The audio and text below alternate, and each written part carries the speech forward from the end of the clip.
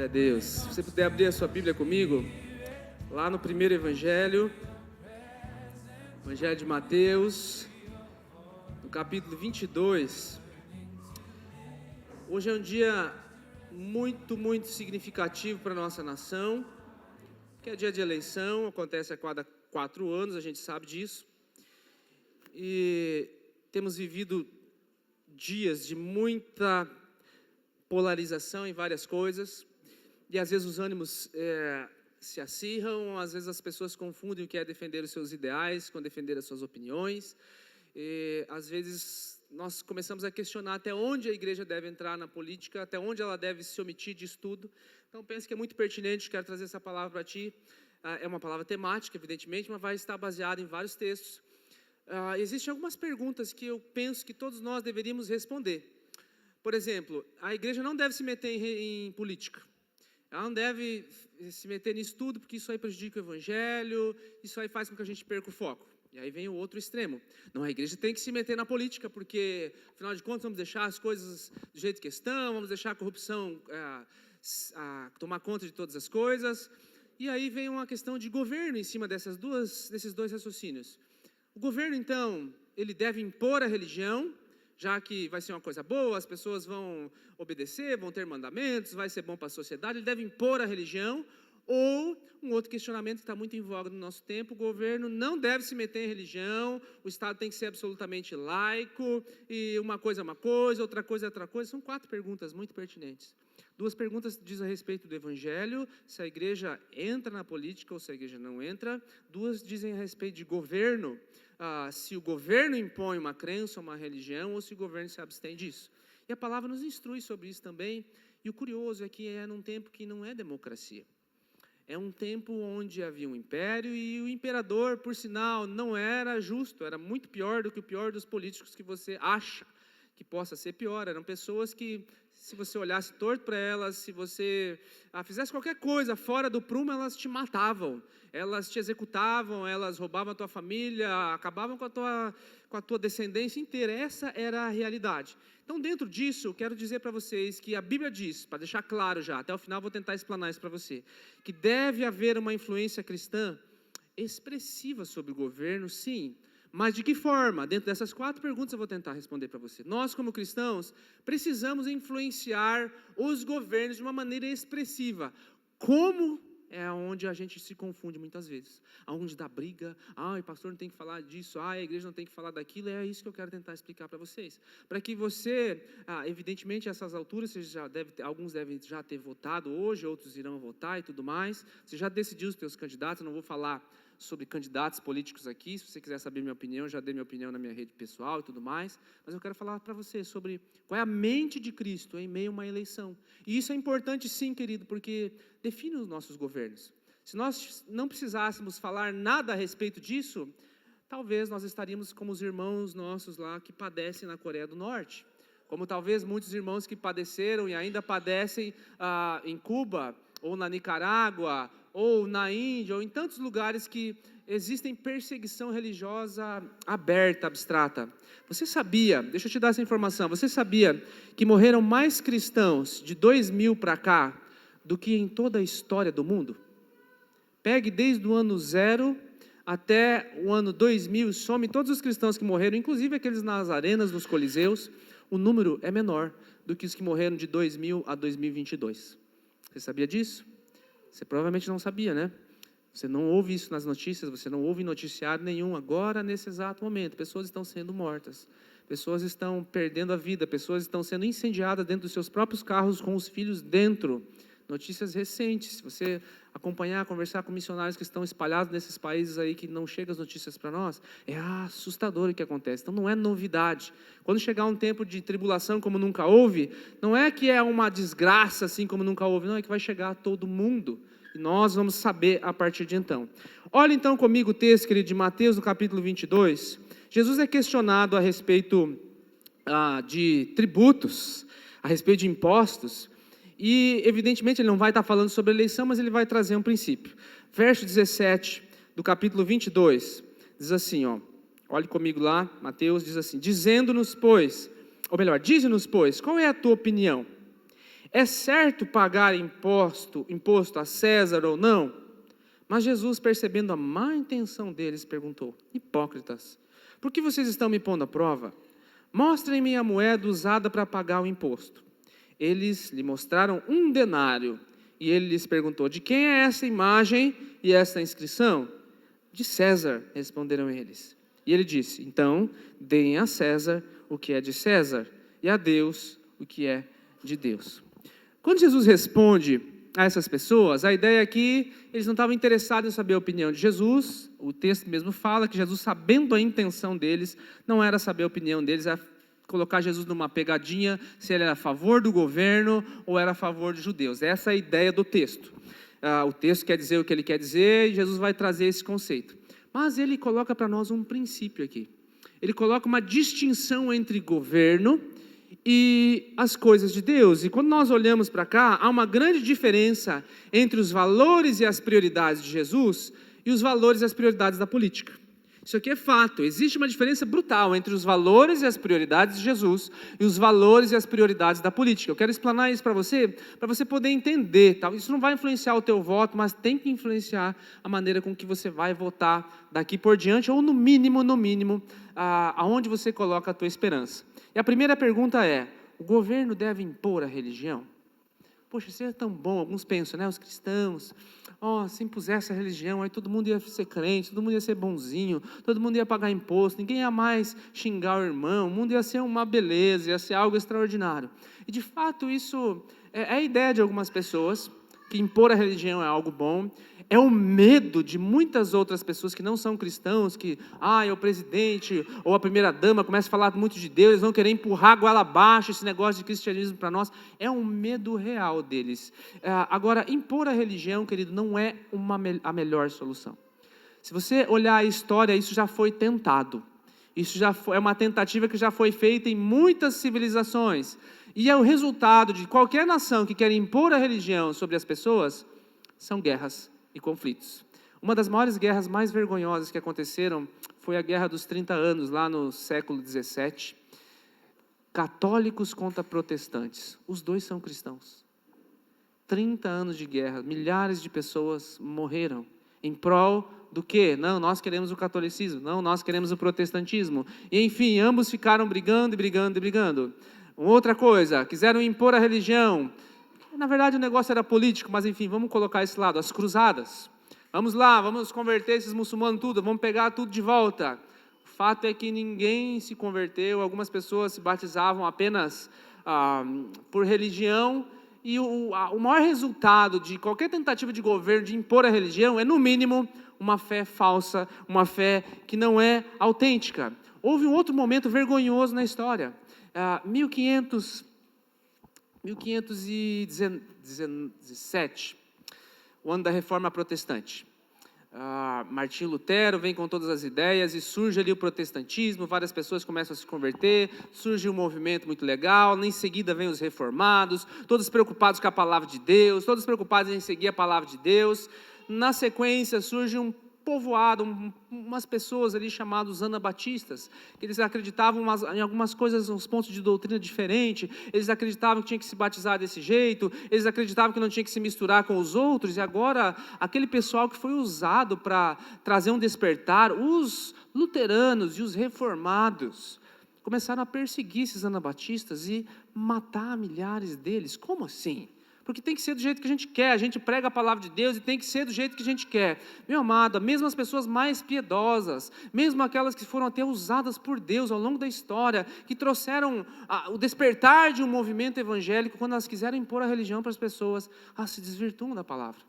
Elas fogem, porque daí entra nas coisas apenas de César e não mais nas coisas de Deus. Entra apenas no âmbito político e o meu desejo de que as coisas funcionassem desse jeito do que naquilo que Deus tem para a terra como propósito. Então, se você por acaso ainda tem a ideia de que a religião deveria ser imposta, tire isso da sua cabeça, porque isso não é bíblico. Essa visão é incompatível com os ensinos de Jesus. A visão de impor a religião, ela leva à violência. 1999, agora é recente isso, na Índia há uma imposição de religião, você não pode converter ninguém. No oeste da Índia foram queimadas 51 igrejas em 1999. Em 2007, um missionário, não me lembro o nome dele, foi queimado dentro do jipe dele, junto com os 2 filhos, por causa da religião. 2020, 2021 agora também, mais de 15 igrejas foram incendiadas ali naquele lugar. Impor a religião não é uma meta nossa como cristão. Não deve nem ser uma esperança nossa. Nós não precisamos impor nada. Isso não é bíblico. Jesus fez distinção entre o que é de Deus e o que é de César. Esse é um ponto que eu quero trabalhar contigo aqui. Deve existir 2 âmbitos de influência. Aquilo que é de Deus e o que é de César. O que isso significa? Que o que é de Deus não deve estar sob o controle do Estado.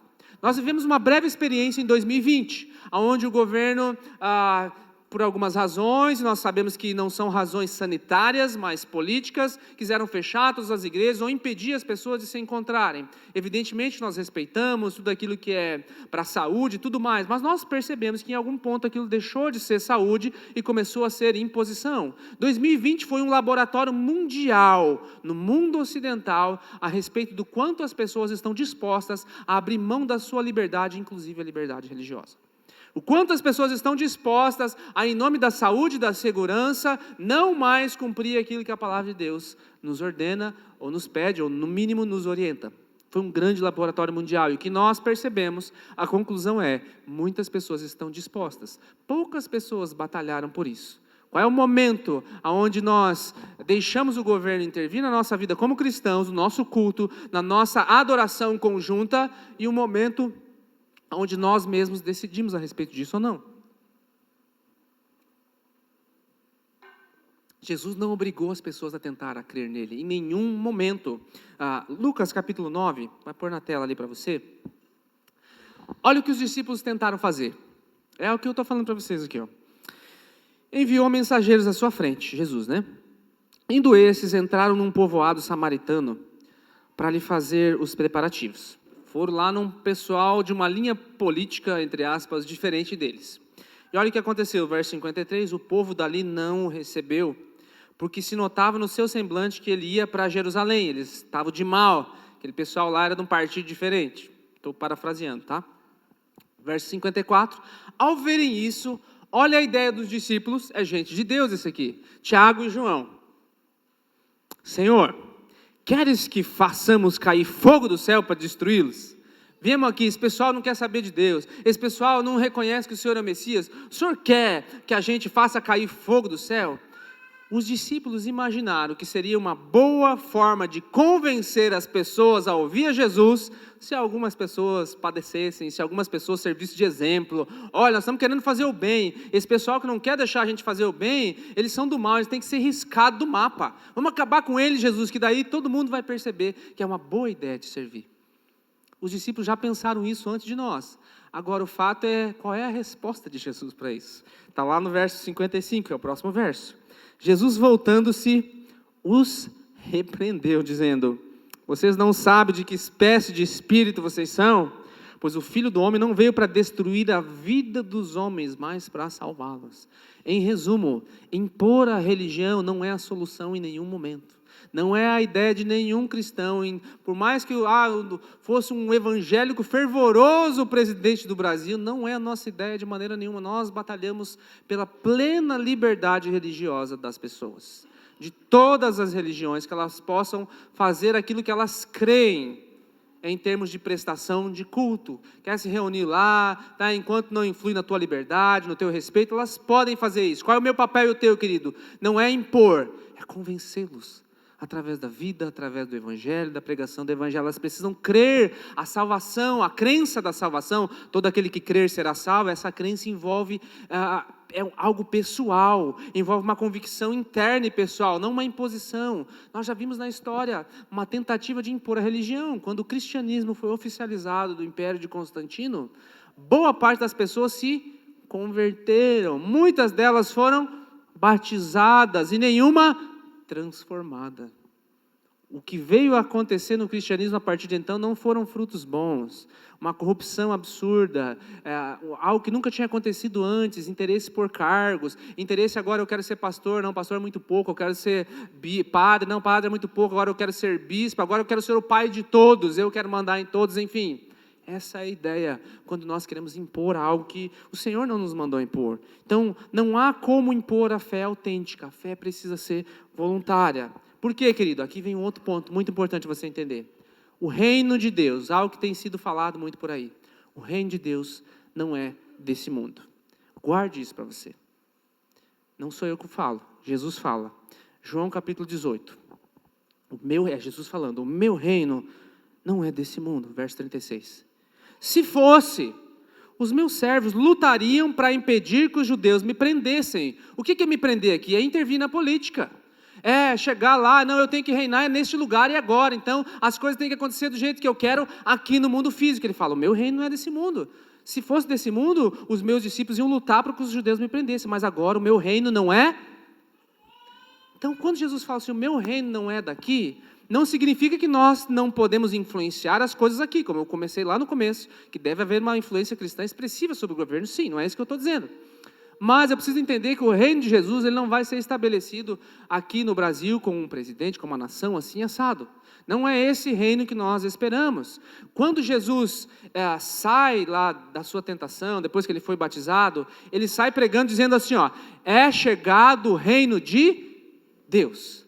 Agora, se ele fala que é chegado o reino de Deus, e o reino na época era de César, ele não tomou o lugar de César. Ele não entrou no âmbito político daquele lugar, ele não mudou a configuração política, ele não construiu, olha ali no meu reino agora, vocês estão vendo as coisas que nós construímos, como a gente é bom, como a gente é justo, como a gente faz leis justas. Isso não aconteceu. E Jesus falou que é chegado o reino de Deus. Então, de fato, o que ele estava querendo dizer é que o reino de Deus não é daqui dessa terra. O nosso reino não é deste lugar, mas nós como cidadãos do reino, enquanto aqui estamos peregrinos e passageiros, evidentemente que nós vamos influenciar aqueles que estão ao nosso redor, mas o nosso objetivo máximo não é reinar aqui. É isso que você precisa entender, querido. Sabe, o nosso objetivo é reinar com o Senhor. Enquanto aqui estamos como cidadãos do reino, nós influenciamos as pessoas. Nós influenciamos enquanto a vida em nós, é claro que nós influenciamos, mas a nossa meta de influência é fazer com que essas pessoas entrem no reino de Deus, que não se refere a esse mundo. Porque do contrário, você tem que olhar para todos os discípulos e dizer que eles são os fracassados. Porque nenhum deles ganhou um cargo de influência. Pelo contrário, todos os cargos de influência que eles tinham na época foram deixados de lado. Paulo tinha um grau de influência muito grande na religião, ele teve que deixar tudo isso de lado para entrar. Mateus tinha um grau de influência no governo, era um coletor de impostos, ele teve que deixar esse grau de influência no governo, vamos dizer assim, a sua profissão formal, para influenciar o governo, inclusive de outra maneira. E aí você vai ver Nicodemos, outras pessoas que tinham influência física naquele momento, deixando esse cargo para influenciar o governo agora através do reino de Deus. É muito diferente, o objetivo não é estabelecer um reino terreno, mas um reino estabelecido pelo poder do Evangelho. Agora, se você não sabe o que é Evangelho, você não vai conseguir estabelecer o reino de Deus. Você vai confundir o reino de Deus com as coisas terrenas, e aí a Bíblia diz que isso é correr atrás do vento. Ah, meu amado, várias pessoas já tentaram fazer isso. Confundir o reino de Deus com as coisas terrenas, e aí só muda o nome, mas a ideia é a mesma. Você pode chamar isso de teologia da prosperidade, você pode chamar isso de, não sei se é teologia, mas a teologia do coach, você pode chamar isso de a teologia do triunfalismo, ou da hipergraça, que no final vai dar tudo certo, ou nós vamos reinar, enfim, você só muda o nome das coisas, mas o objetivo é o mesmo. Eu quero ser feliz, mas não só lá na glória, eu quero reinar aqui e agora. Essa não é uma ideia bíblica, porque a ideia de Jesus é, em primeiro lugar, vem e veja aonde eu moro, vem e siga-me, e aí o último, vem e morra por mim. As pessoas às vezes querem só vem e veja, e vem e me vejam. E quando chega a parte da renúncia, aqueles que têm os olhos na terra, eles não querem nem ouvir esse tipo de discurso. Por quê? Porque o coração não está, de fato, no reino e no evangelho, está em viver algo bom e aparente aqui, isento de qualquer dificuldade extrema, e não passa pela minha cabeça que eu não posso reinar aqui neste lugar agora. Meu amado, é inclusive dentro da política. Quando nós olhamos as pessoas assim, meio cegas, achando que se não der certo agora, não é de Deus e não pode, nós perdemos o rumo das coisas, não é isso. Plena liberdade religiosa é o primeiro ponto que nós queremos defender. Agora, o segundo, o governo deve excluir a religião. Não deve ter esse negócio de religião metida no meio, porque isso aí dá confusão e mistura as coisas. Deixa eu trazer um ponto aqui diferente, talvez. Casamento. Alguns anos atrás, houve uma mobilização muito grande aí dos homossexuais quererem o casamento legal. Seus direitos como casais já tinham, como casais, não sei se é assim que chama, mas como pessoas que moravam juntos já estavam guardados. Se eles quisessem se separar, já tinha as partes legais que eles, como um casal, né? Quando separa, não vai dar bom para ninguém, né? Vai ter que dividir tudo. Os homossexuais também enfrentavam esse tipo de coisa ali.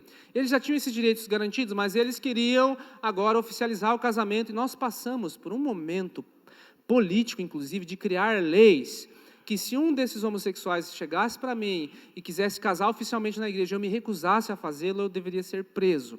Tivemos um momento aí na história do nosso país, dentro dos governos anteriores, que isso quase passou. Houve uma mobilização de várias pessoas para que isso não passasse, estava embutido em uma das leis e isso ia acontecer. Tá? Essa é uma das razões por que nós precisamos influenciar, temos uma influência expressiva sobre o governo.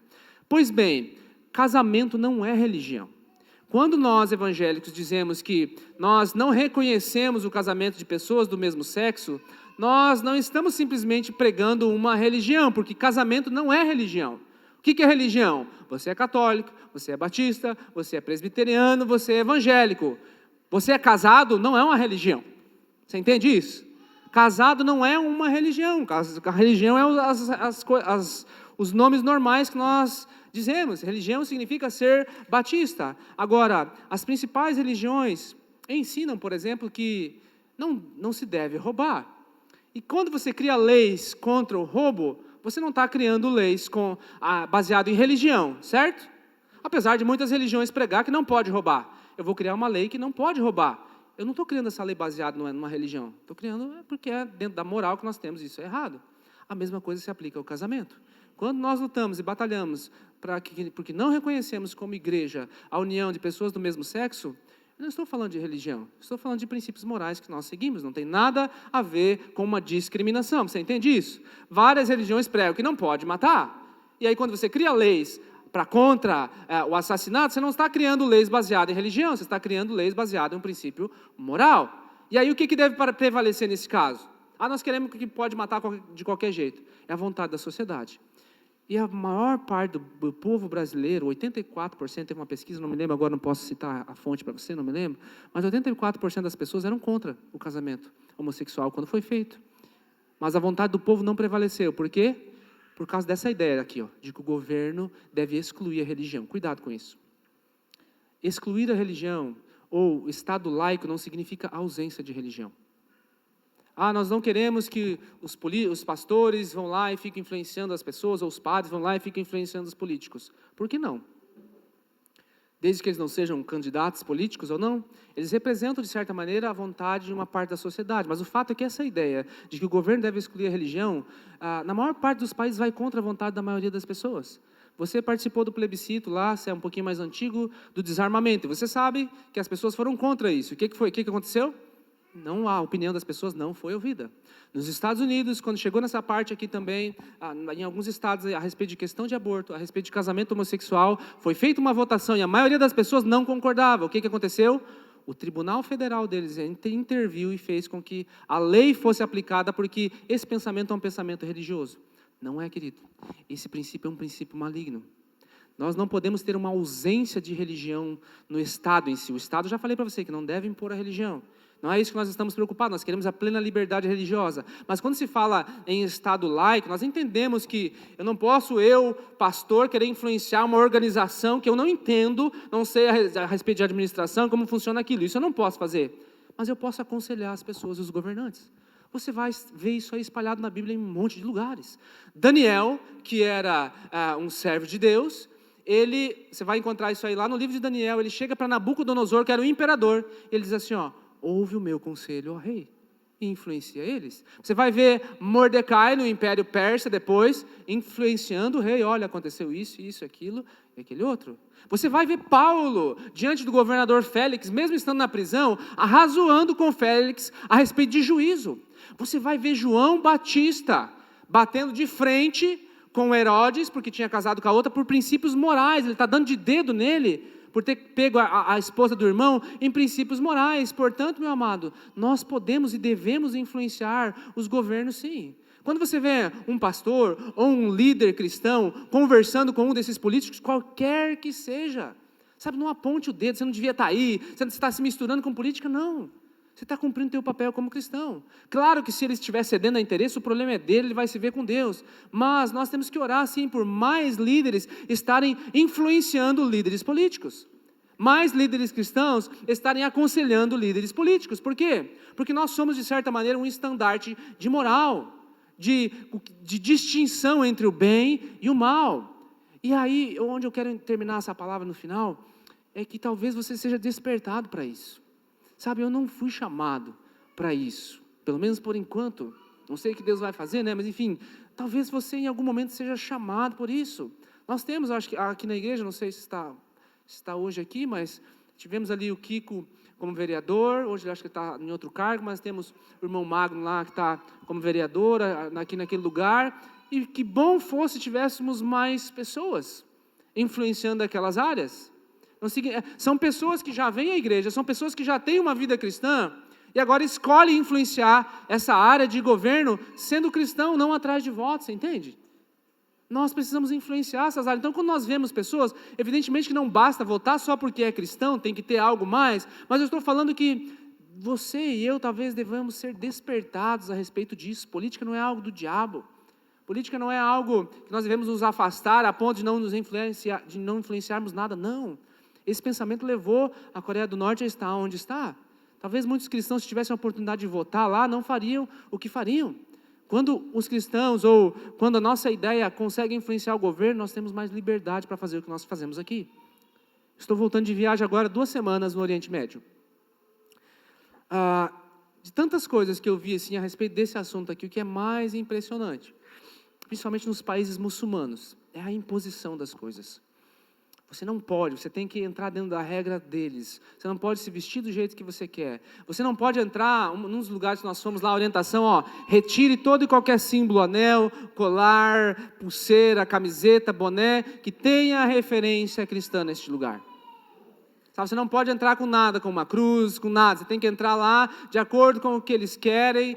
E você não pode pregar o evangelho em um lugar desse. Você é proibido, você é até preso ou talvez executado se você estiver num lugar desse. Na Turquia, onde também existe o islamismo, eles impuseram isso em alguns momentos da história, gerou muçulmanos não praticantes, assim como tem aí evangélicos e católicos não praticantes. Uma das nossas guias lá era uma dessas, ela falava de tudo, assim, para que construir essa mesquita aqui, para que fazer isso aqui, para que fazer outra coisa lá. Sabe, querido, não é essa a solução, não é essa a ideia. Nós não argumentamos, por exemplo, contra o aborto por tentar plantar uma religião, mas simplesmente porque é errado. Nós somos a favor da vida. Excluir a religião do governo desconsidera a vontade do povo. Excluir a religião do governo transforma a liberdade religiosa em ausência de religião, restringe a liberdade de expressão. Vocês já viram isso acontecer? Uma oradora de turma no final de um curso, seja ele qualquer que for, ela não pode falar de Deus mais.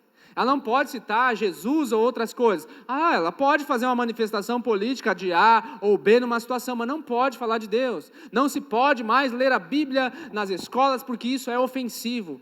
Meu amado, plena liberdade de expressão significa que eu posso falar aquilo que eu quiser, aquilo que eu penso. E se você acreditar em mim, você vem. Se você não acreditar em mim, ok, isso é liberdade de expressão. Quando eu falo a respeito de Deus numa escola, quando eu falo a respeito de Deus numa formatura, quando eu falo a respeito da minha fé, da minha crença num lugar como esse, eu não estou impondo às pessoas. Eu estou falando a minha opinião, e se você considerar a minha opinião boa, aí você vai comigo. Isso é liberdade de expressão. O que é restrição da liberdade de expressão? Não pode falar mais sobre Deus. Não pode mais ler a Bíblia num lugar como esse. Isso é cortar a liberdade das pessoas.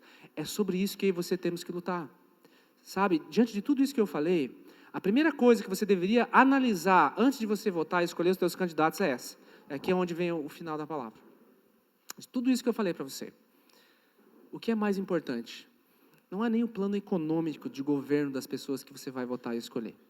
Se você é um cristão genuíno, se você zela por poder continuar se reunindo em um lugar como esse, adorando ao Senhor na liberdade, diferente de países muçulmanos e outros lugares, a primeira coisa que você deve analisar é ver se esse candidato de fato defende esses valores. Eu coloquei lá no meu Instagram essa semana a respeito disso. Eu vejo se o político se alinha aos meus valores, aos meus ideais. E aí eu sigo ele. O momento que ele deixa de cumprir os meus valores, ele não é minha estimação, eu vou para outro. Você entende? É ele que tem que se alinhar aos meus valores. A primeira coisa que eu avalio, ele é a favor da vida, ele é a favor da família, ele é a favor da liberdade religiosa. Não interessa ele é evangélico, se ele está tentando impor a religião, eu não vou votar nele, porque eu já sei que isso vai dar errado, nem que ele professe momentaneamente a mesma fé que a minha, lá na frente vai dar errado. O coração dele vai voltar para si mesmo. Então a primeira coisa que você deve olhar é se ele segue esses princípios. Não tem como você saber se ele é um auge da moral e dos bons costumes. Não tem como você saber nisso. Mas no mínimo você deve analisar. Depois de você analisar isso, aí você vai analisar aquilo que é do teu agrado, que é o que você pode escolher. Qual é o plano de governo dele? Ele é mais a favor da economia liberal, é mais restrito. Isso é secundário para você que é cristão. Porque não adianta nenhum candidato vir com o melhor plano de governo econômico do mundo, se amanhã ou depois você não pode confiar no que a escola está ensinando para os seus filhos. Se amanhã ou depois você manda os seus filhos para a escola e eles voltam outra pessoa. Se amanhã ou depois os seus filhos são expostos à pornografia, à sexualidade precoce, você não tem mais controle sobre isso. Você não pode educar mais os seus filhos do jeito que você quiser. Mas a economia está bom, e o resto? E a tua família? Onde é que está? E a tua liberdade de cultuar o Senhor, onde é que está? E a moral do nosso país? Todo país que cede uma moral promíscua, a consequência dele, em menos de 5 décadas, é recessão. Olha a história dos países todos. Sabe, meu querido, é tão importante quanto você olhar um plano econômico, quais são os valores que essas pessoas pregam. Evidentemente, hoje nós já conseguimos olhar um pouquinho mais se aqueles políticos estão indo para a igreja só na época de eleição, se eles são assim o tempo todo, é só nessa época, talvez você vai errar. Sabe, eu coloquei lá no meu Instagram que realmente todos os candidatos que existem para senador eu ainda não sabia em quem votar, porque não consegui fazer uma análise boa, então eu vou orar para que, Senhor, eu não erre tão longe, mas e se eu errar? Na próxima eu vou tentar olhar de uma maneira diferente. Mas quando eu enxergo alguém que defende esses princípios, ressalta o meu coração. Ele pode não ser o mais habilidoso para falar, ele pode não ter as melhores palavras, mas se ele tem coerência em relação à moral, em relação aos costumes, querido, isso conta muito. Sabe, tem muitos candidatos que você conhece aí, quais são o passado deles e a vida deles, e agora, de repente, na eleição, eles mudam e são o auge da santidade. E tem alguns que não são tão bons, mas você vê que esse cara é coerente com aquilo que ele fala, que essa mulher ali, realmente, ela é daquele jeito, e ela faz 4 anos que está lá, sei lá, e tem, né, uma linha de pensamento. É assim que você escolhe. Peça para o Senhor, porque você precisa influenciar, sim. Por último, se você ainda não se convenceu, Romanos capítulo 13.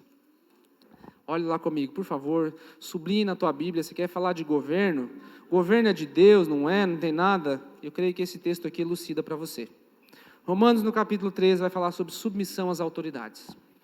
O que eu quero dizer com isso, nesses 2 minutos finais? É que não importa quem ganhe hoje. Não importa, seja dentro da polarização, Lula ou Bolsonaro.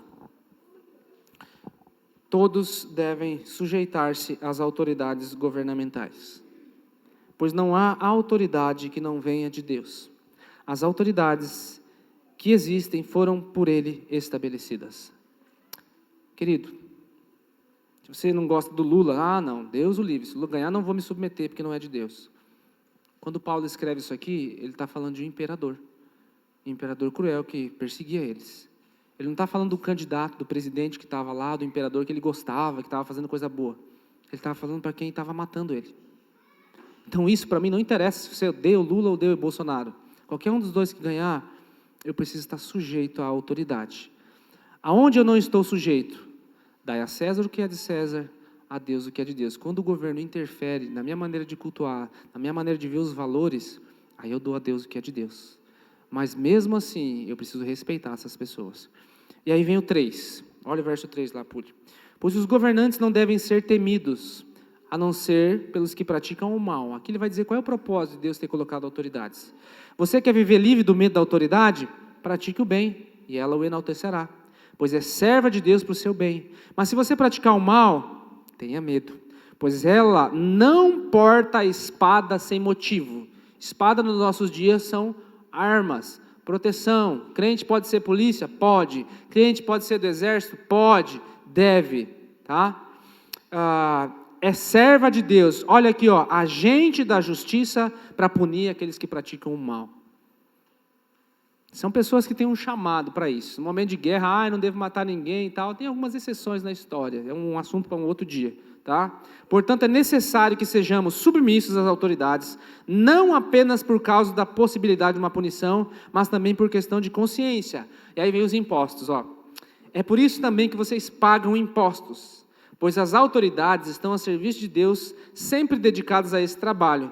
Deem a cada um que lhe é devido, se imposto, imposto, se tributo, tributo, se temor, temor, se honra, honra. Aí o texto de 1 Pedro vai terminar de elucidar para nós. Amem uns aos outros, buscai fazer aquilo que é bom e honre o rei. E quando Pedro fala para honrar o rei, ele está falando de Nero, um dos piores imperadores que já existiu. Portanto, querido, eu e você precisamos honrar quem quer que seja eleito. Honrar não significa ser conivente com aquelas coisas que saem do nosso princípio moral bíblico. Mas honrar significa orar por eles. Nós temos orado aí pelo nosso país nas últimas semanas. Vamos orar hoje para que haja paz, para que haja justiça, para que prevaleça aquilo que é certo e não aquilo que é errado. Mas independente de quem venha ganhar as eleições, que as perspectivas venham a ser boas ou extremamente ruins, nós vamos continuar orando por eles. Sempre, sempre. Amém? Daqui a 2 anos nós vamos ter eleições para prefeito. Eu já estou adiantando para você. Se tiver algum de vocês que tem o desejo de entrar nessa área para influenciar, aonde quer que seja, em qualquer cidade que seja, me procure antes, que nós queremos orar por você como igreja. Você não vai vir aqui, não vai receber o microfone para falar de voto, nem nada disso.